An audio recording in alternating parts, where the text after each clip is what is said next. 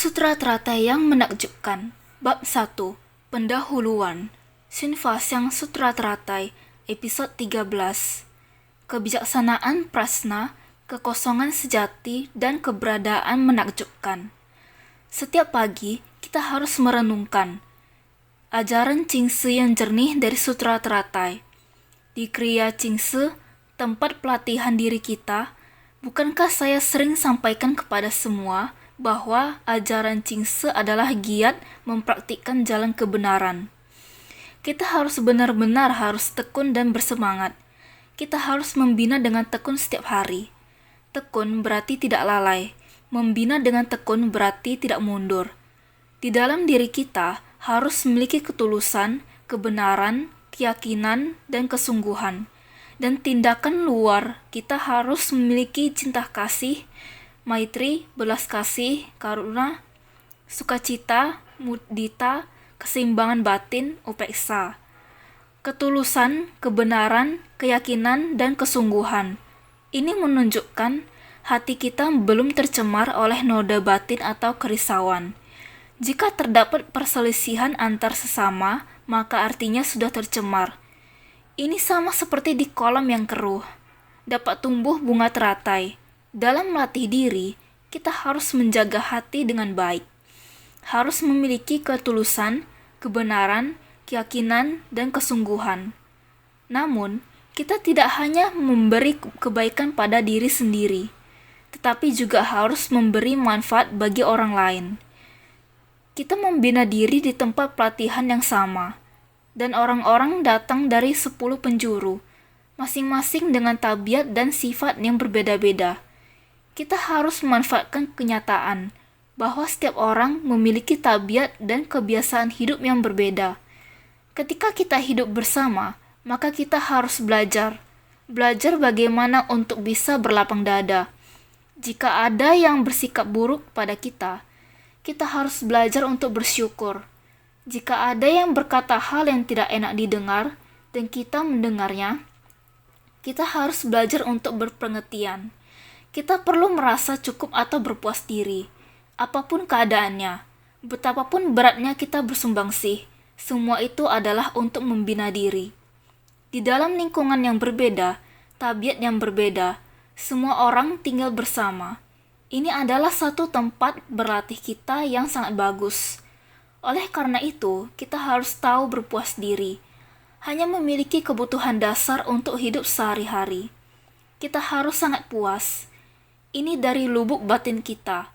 Jika kita dapat berpuas diri, bersyukur, berpengertian, dan bertenggang rasa, kapasitas batinnya terbuka luas. Maka secara alami kita dapat menegakkan cinta kasih, maitri, belas kasih, karuna, sukacita, mudita, keseimbangan batin, upeksa.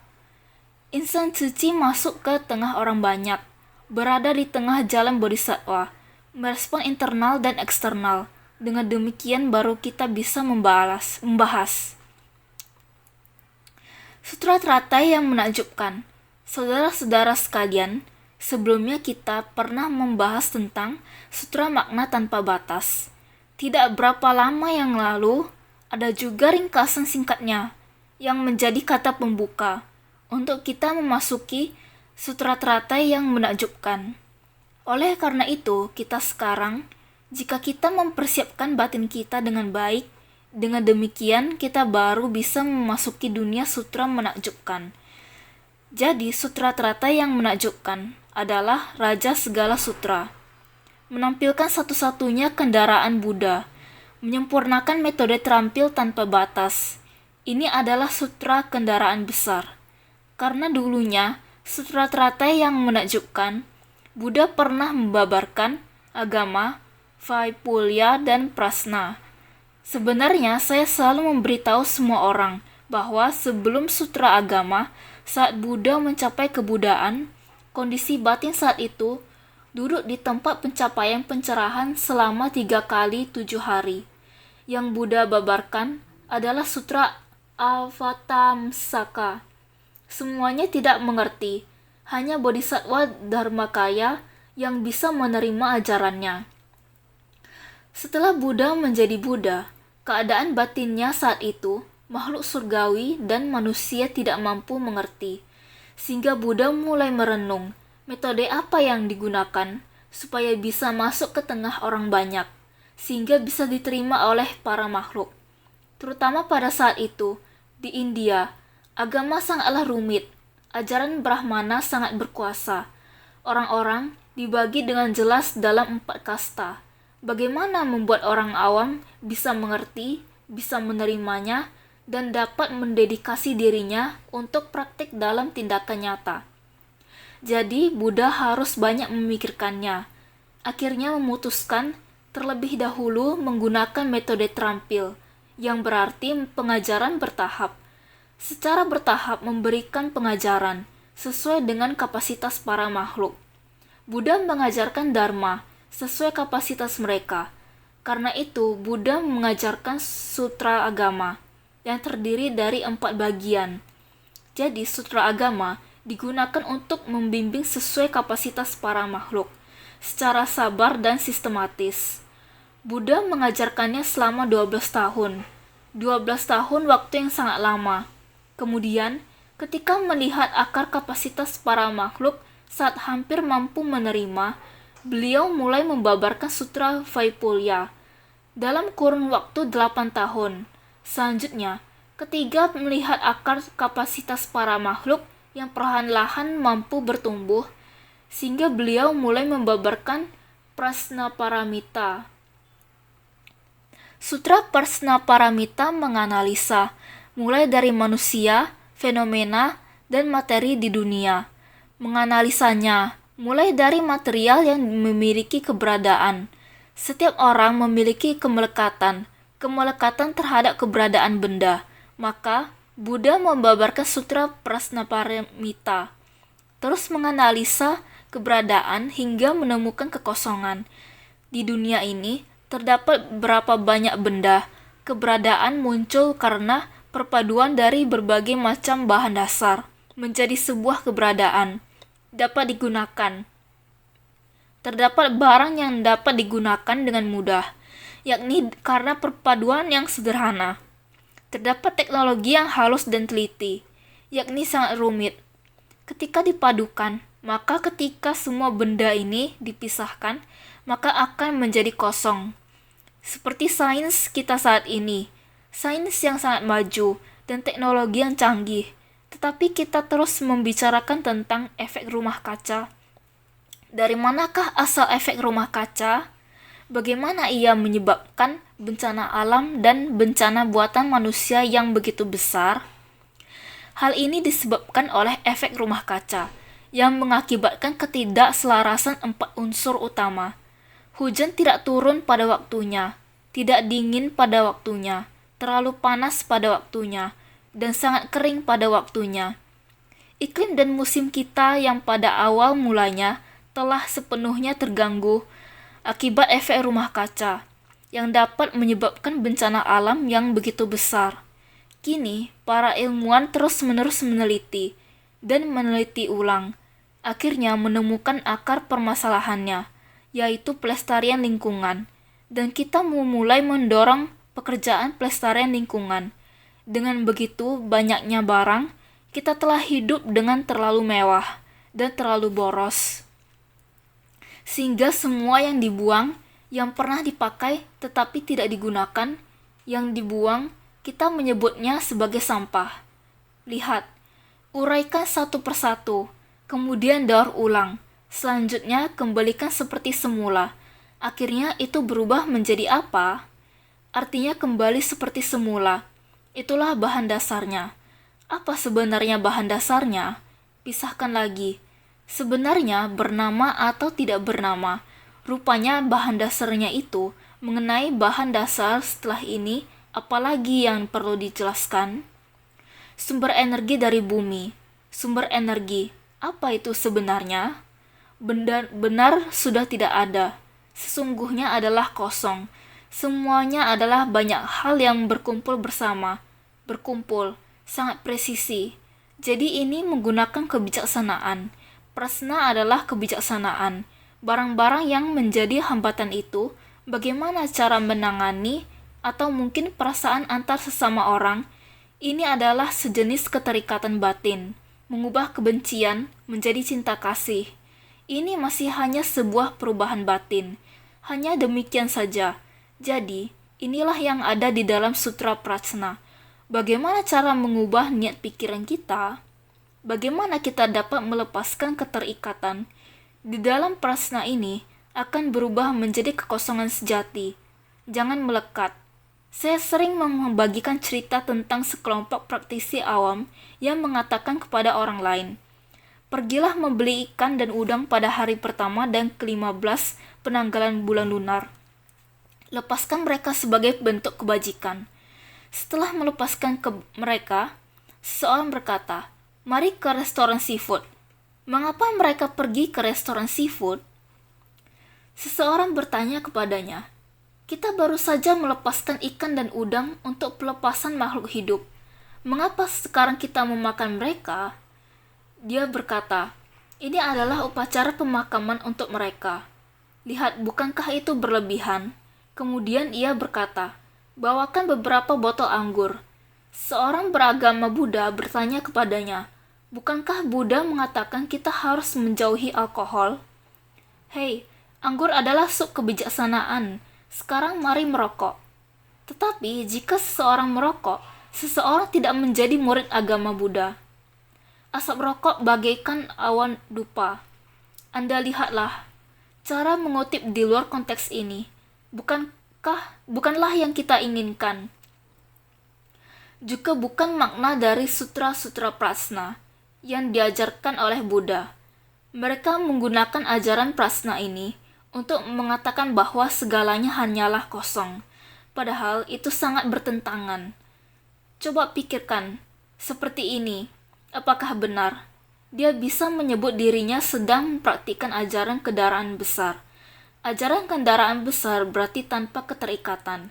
Namun, tanpa keterikatannya, ia pahami dengan cara melanggar banyak aturan dan sila, lalu menganggap itu sebagai tidak terikat. Padahal tidak terikat yang dimaksud bukan soal cinta, benci, suka, duka, yang bisa dilepaskan begitu saja, melainkan bukan keterikatan dalam arti sejati. Karena itulah, dalam Sutra Teratai diajarkan tentang jalan tengah. Jalan tengah mengajarkan bahwa ada apa? Ada dharma menakjubkan. Ada keberadaan menakjubkan. Adanya yang dimaksud adalah keberadaan menakjubkan, yang mengarahkan kita kembali pada jalan bodhisattva, menuju pada tingkatan kondisi seorang Buddha. Kita semua memiliki kemungkinan untuk mencapai kebudaan. Karena setiap orang memiliki sifat kebudaan, kita harus kembali pada sifat kebudaan kita.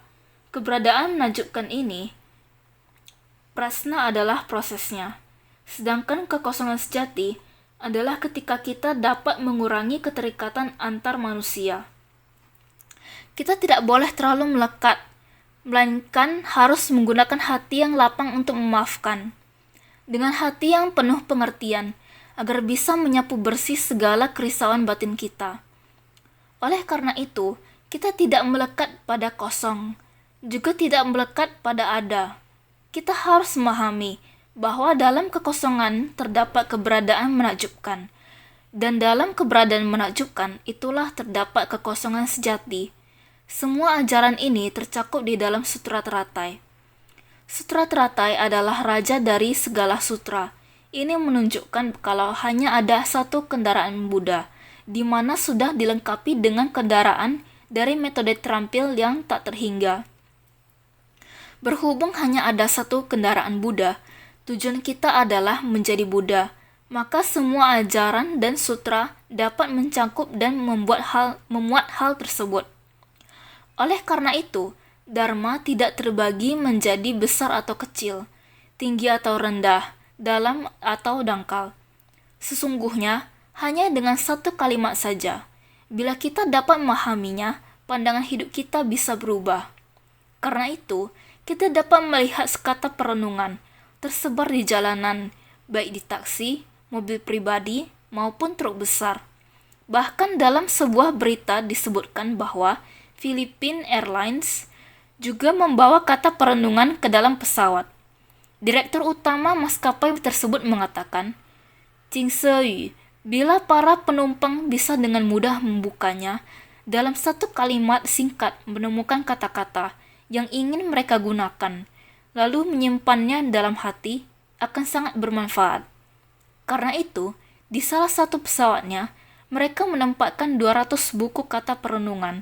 Jadi, ini hanya kalimat yang singkat. Di dalam kehidupan sehari-hari, dapat kita terapkan. Jadi, kalau kamu mengatakannya, benar ini sangat sederhana. Jadi, selama dharma bisa diterapkan, itulah yang disebut sebagai dharma yang menakjubkan. Diterapkan dalam kehidupan sehari-hari kita, diterapkan dalam cara kita memperlakukan orang lain dan menghadapi berbagai hal. Secara alami, kita tidak akan memiliki pertikaian dengan orang lain dan diri sendiri. Tidak akan dipenuhi oleh masalah dan kekalutan batin. Dengan begitu, hal-hal itu tidak akan menetap di dalam hati kita, tidak akan mencemari batin kita, serta menciptakan karma buruk. Jadi, dharma tidak memiliki perbedaan besar atau kecil, tinggi atau rendah, dalam atau dangkal.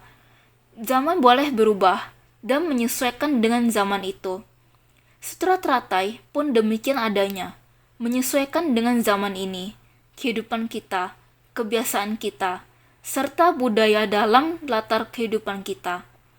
Inilah yang disebut sebagai dharma yang menakjubkan. Dharma yang menakjubkan bila diterapkan di dunia manusia akan dapat digunakan dalam kehidupan masyarakat dan kelompok manapun. Inilah yang sesungguhnya disebut dharma yang menakjubkan. Seperti dikatakan, dharma adalah tiada perbedaan besar atau kecil, tinggi atau rendah, dalam atau dangkal. Hanya perlu disesuaikan dengan zaman dan kebiasaan duniawi. Inilah dharma menakjubkan yang dapat diterapkan dalam masyarakat luas di dunia. Bodhisattva sekalian, dalam mempelajari ajaran Buddha, kita harus berada di jalan tengah. Sutra Bunga Teratai adalah jalan tengah. Tidak melekat pada kekosongan ataupun keberadaan. Dapat membuat kita memahami dengan jelas kekosongan sejati dan eksistensi ajaib, serta kembali pada kebudaan. Tentu, kita harus mempraktikkan jalan bodhisattva untuk dapat mencapai kebudaan dan memahami kondisi avatamsaka yang dibabarkan Buddha selama 3 kali 7 hari. Setelah beliau mencapai pencerahan, kondisi avatamsaka sesungguh merupakan kondisi batin yang hening dan jernih. Jadi, harap semua orang bersungguh hati dalam pelajari ajaran Buddha dalam kehidupan sehari-hari. Jadi, bunga teratai yang murni dan menakjubkan, tidak tercemar oleh berbagai kondisi luar. Meski kondisi luar begitu penuh kekeruhan, kita tetap harus bersyukur, karena teratai baru dapat tumbuh di tengah lumpur. Jadi, kita harus bersyukur terhadap setiap orang yang turut menumbuhkan teratai dalam batin kita. Jadi, harap semua selalu bersungguh hati.